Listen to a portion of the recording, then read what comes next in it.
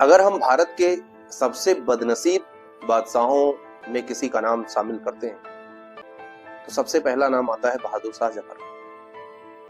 बहादुर शाह जफर, जिनको 1857 की क्रांति का नेता चुना गया,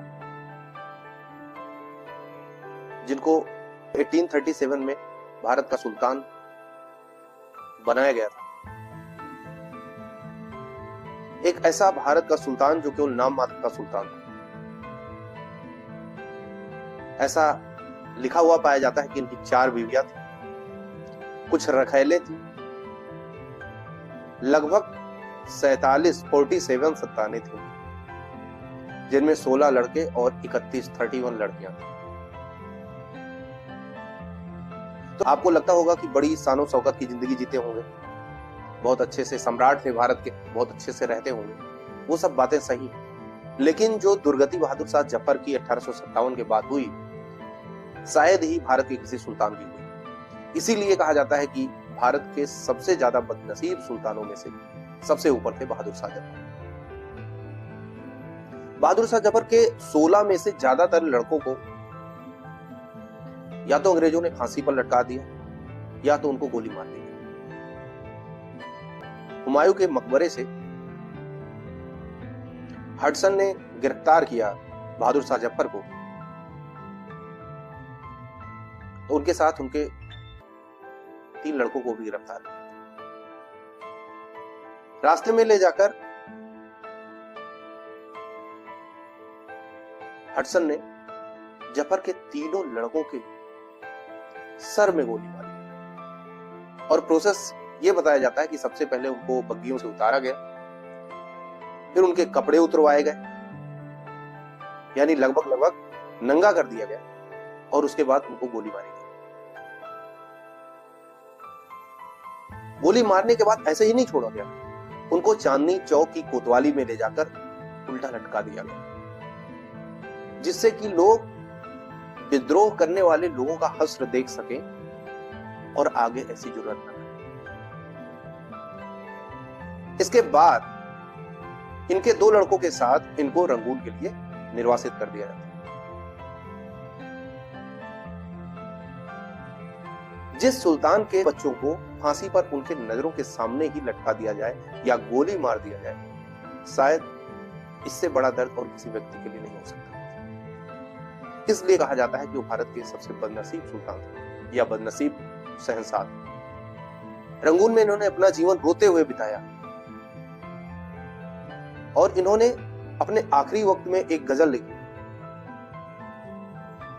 इसी गजल में एक शेर था जिसमें उन्होंने कहा था कि ये जफर कितना बदनसीब है, जिसको मरने के बाद 2 गज जमीन भी नसीब नहीं हुई अपने वतन की। तो उस गजल के चंद शेर कुछ इस प्रकार हैं। लगता नहीं है दिल अब उजड़े दयार में, लगता नहीं है दिल अब उजड़े दयार में, किसकी बनी है आलमे ना पायदार में। अगला शेर लिखा कि इन हसरतों से कह दो कहीं और जा बसें, इन हसरतों से कह दो कहीं और जा बसें, इतनी जगह कहां है दिले दागदार में। कांटों को मत निकाल चमन से ओ बागबां, कांटों को मत निकाल चमन से ओ बागबां, ये भी गुलों के साथ पले हैं बहार में। बुलबुल को बागवां से न सयाद से गिला, बुलबुल को बागवां से न सयाद से गिला, किस्मत में कैद लिखी थी फसले बहार में। और जो सबसे दर्द भरी लाइन, जो कि उनको बहुत बातें चुभ रही थी, उसको लेकर उन्होंने लिखा, जो आखिरी शेर है इस गजल का, कितना है बदनसीब जफर दफन के लिए, कितना है बदनसीब जफर दफन के लिए, 2 गज जमीन भी ना मिली हुए यार। यानी 2 गज जमीन भी नसीब ना हुई अपने वतन में जहां वो दफनाया जा सके। उनका अंतिम समय अपने देश से दूर बीता, अपने वतन से दूर बीता, और वहां रोते रोते, विलखते विलखते और दर्द में शायरी करते करते जो इस दुनिया को अलविदा करे। आज भी भारत से जब कोई रंगून जाता है, म्यांमार जाता है, तो उनकी कब्र पर फूल चढ़ाए बिना नहीं जाता।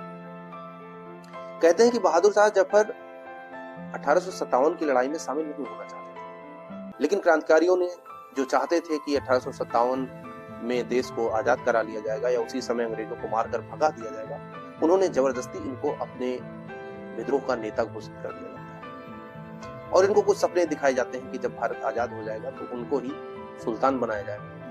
तो शायद इन्हीं लालच की वजह से बहादुर शाह जफर ने भारतीय फौज को हौसला दिया और नेता बन गए।